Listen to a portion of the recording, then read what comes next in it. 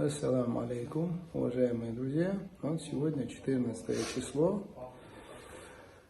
текущего месяца. У нас получается, вот бойцы, опять же, взяты в плен. Получается, бойцы спецназа Ахмат, бойцы 346-й бригады специального назначения, 4-я бригада героическая, которые непосредственно поработали на участке, где вот эти товарищи взяты совместно со спецназом Ахмат, делают огромную работу.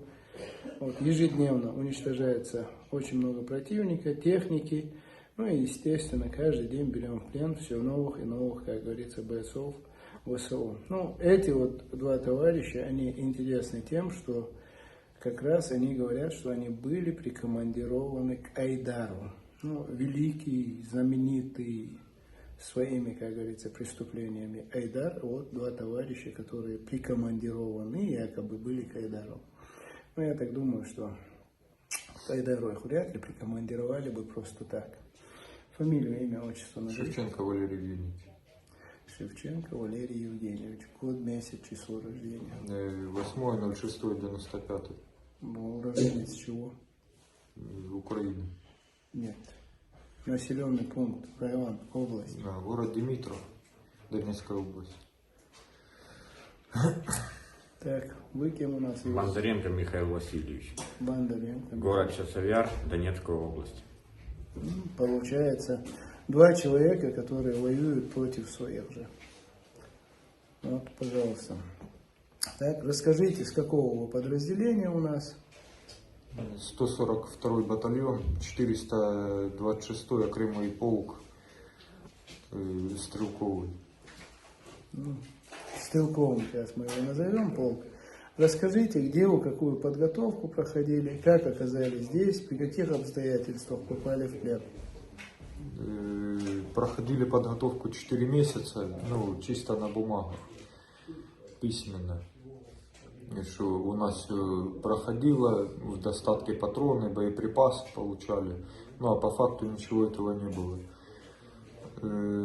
Проходили совместное учение с Айдаром 4 дня. За границу увозили вас? Нет, не вывозили. Не увозили, да? Ваша учебка в общей сложности, по сколько патронов вы выстреливали? По 9, по 12. 9-12 патронов. А подписывались, ты сказал, за сколько? Подписывались 200, 500. То есть, что вы выстрелили на каждый день по 200-500 патронов, да? И как оцениваешь работу наших подразделений, которые действуют на этом участке? Ваших? Да. Хорошо. Подготовлены. Подготовлены? То есть, по сравнению с вами, получается, эти ребята профессионалы, правильно? Да. Вот такие дела, видите. Готовили украинскую армию к этому контрнаступлению. Получается, привели, забросили в топку и уничтожают потихоньку, как говорится, оставшуюся часть мужского населения этого квазигосударства. Что бы вы хотели сказать тем, кто находится на той стороне? Пацаны, слажите оружие. Да, сдавайтесь. Не наша эта война. То есть, в принципе, осознание того, что вы воевали не на той стороне, оно уже к вам пришло, правильно? Вас кто-нибудь обидел, пальцем оттронул, избивал? Нет. Вас накормили? Еще нет. Ты только приехал у нас, правильно? Да, мы только приехали. Получается, эти ребята приехали только что, сейчас мы их покормим.